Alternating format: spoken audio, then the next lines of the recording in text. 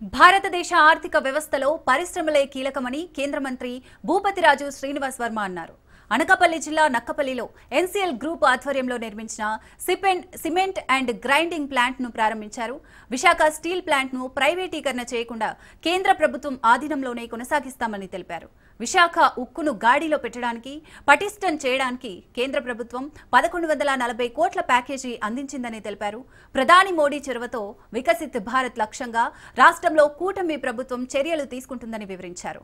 Visakha steel plant 7.3 టన్నుల సామర్థ్యంతో పనిచేస్తుందన్నారు. నక్కపల్లిలో ఏర్పాటు చేసే స్టీల్ ప్లాంట్ తొలి దశలోనే 12 టన్నుల సామర్థ్యంతో పనిచేస్తోందని వివరించారు. 2029 నాటికి నక్కపల్లి స్టీల్ ప్లాంట్ పూర్తి స్థాయిలో అందుబాటులోకి వస్తోందని ఆశాభావం వ్యక్తం చేశారు. ప్రోడక్ట్ ఏంటంటే స్లాగ్ సిమెంట్ పేరు స్టీల్ క్రీట్ అని మా బ్రాండ్ నేమ్. స్టీల్ క్రీట్ అని లాంచ్ చేస్తున్నాం. తర్వాత ఇంకొకటి విశిష్ట అని చెప్పి అది ఈ ఫ్లై యాష్ బేస్ తోటి అది గ్యారంటీ ఫ్లై యాష్ తోటి పీపీసీ స్ట్రెంగ్స్ బిఐఎస్ ప్రకారం ఈ need only 33 kgs per centimeter square ఉంటే సరిపోతుంది. కొంతమంది ఇండస్ట్రీస్లు అలాగే ప్లాన్ చేస్తారు, సరిగ్గా 33 వచ్చేలాగా చేస్తారు. ఇది మాకున్న బ్రాండ్ ఇమేజ్కి what we are decided is to 53 grade strengths guarantee ఇస్తాం. ఫ్లై యాష్తో చేసిన సిమెంట్ విశిష్టా కూడా 53 గ్రేడ్ సిమెంట్ మీకు ఓపీసీ ఏ స్ట్రెంగ్స్ వస్తాయో దీంతో కూడా అవే స్ట్రెంగ్స్ మేము ఇస్తాం.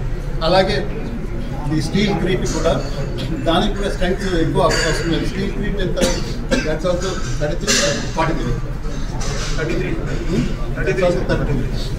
అది కూడా మేము 53 గ్రేడ్ చేస్తాం. సో ఇనిషియల్గా కొంచెం ఇబ్బందులు వచ్చినాయి. ఇక్కడ పబ్లిక్ హీరింగ్ పెట్టారు, చాలా చక్కగా పబ్లిక్ హీరింగ్ అయింది. అంత చాలా లోకల్ పీపుల్ చాలా బాగా సపోర్ట్ చేశారు. బట్ అన్ఫార్చునేట్గా ఆ గవర్నమెంట్ ఏంటంటే కొంత హోల్డ్లో పెట్టడం జరిగింది.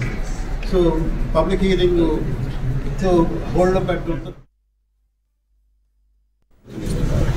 వేళ ఆంధ్రప్రదేశ్లో కూడా ఈ పక్కన ఉన్నటువంటి ఏదైతే ఆర్ఎస్ఎల్ పెట్టారు స్టీల్ ఇండస్ట్రీ ఉందో నక్కపల్లిలో వచ్చే డిసెంబర్లో భూమి పూజ జరిగేటువంటి అవకాశం ఉంది. అన్నీ క్లియర్ అయ్యాయి. ఈ రోజున విలేజెస్ గ్రామ సభలు కూడా పెట్టి అన్ని ఫార్మాలిటీస్ కంప్లీట్ చేశారు. చాలా త్వరితగతిన నక్కపల్లిలో ప్లాంట్ పెట్టాలని సంవత్సరంలోపు అన్ని అనుమతులు మంజూరు చేశాం. రాష్ట్రం నుంచి చంద్రబాబు నాయుడు గారు కానీ కేంద్రం నుంచి కేంద్ర ప్రభుత్వం కానీ ఏదో చిన్న ఇష్యూ వచ్చి చాలా జాగ్రత్తలు తీసుకుంటుంటే ఎన్ఎండిసికి సంబంధించి దాన్ని కూడా క్లియర్ చేశాం. ఒక సంవత్సరంలోపు అన్ని అనుమతులు ఇచ్చాం. వేరొక 500 ఎకరాలు కావాలంటే రాష్ట్ర ప్రభుత్వం కేటాయించి దానికి తగినటువంటి సొమ్ము ఆల్రెడీ ఆర్ఎస్ఎల్ పెట్టడంలో రాష్ట్ర ప్రభుత్వానికి చెల్లించడం జరిగింది. పన్నులు డిసెంబర్లో ప్రారంభమవుతాయి. ఇది ఈ ప్రాంతానికి వచ్చేటువంటి అతిపెద్ద భారీ పరిశ్రమ.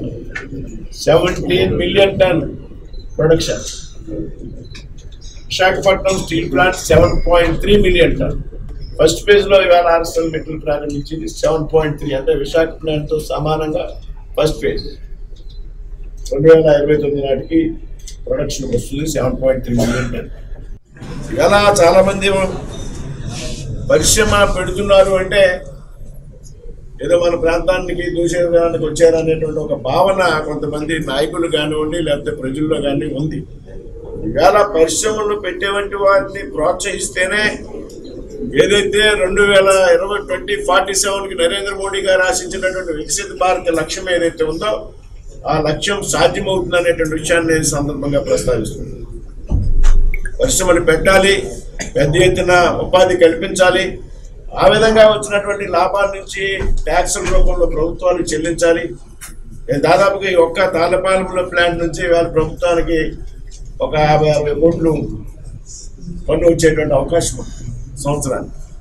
ఇప్పటికే ఎన్సీఎల్ ఇండస్ట్రీస్ దాదాపు 600-700 కోట్లు పన్ను వివిధ రూపాల్లో ప్రభుత్వానికి చెల్లిస్తుంది. అలా భారతదేశం ఒకప్పుడు 2014లో నరేంద్ర మోడీ గారు ప్రధానమంత్రి అయ్యే నాటికి 11వ ఆర్థిక శక్తిగా ఉండేది ప్రపంచంలో. ఇక్కడ ఉన్నటువంటి సెంటిమెంట్ ఆధారంగా మాత్రమే కేవలం 11,400 కోట్లు ప్యాకేజీని ఇవ్వడం, పేరుకుపోయినటువంటి ఏదైతే సప్లైస్ ఉన్నటువంటి అనేక పెండింగ్లో ఉన్నటువంటి అమౌంట్స్ అన్ని క్లియర్ చేయడం, బ్యాంక్స్కు పెండింగ్ ఉన్నటువంటి అమౌంట్స్ క్లియర్ చేయడం, ఈ విధంగా దాన్ని ఒక గాడిలో పెట్టేటువంటి ప్రయత్నం చేస్తా ఉంది. ఆ గాడిలో పెట్టేటువంటి ప్రయత్నంలో చిన్న చిన్న ఇష్యూస్ ని పెద్దవి చేసి భూతద్దంలో చూడాల్సినటువంటి అవసరం లేదు. దయచేసి ప్రభుత్వం చిత్తశుద్ధితో ఉంది అనే విషయాన్ని సందర్భంగా స్పష్టం చేస్తుంది.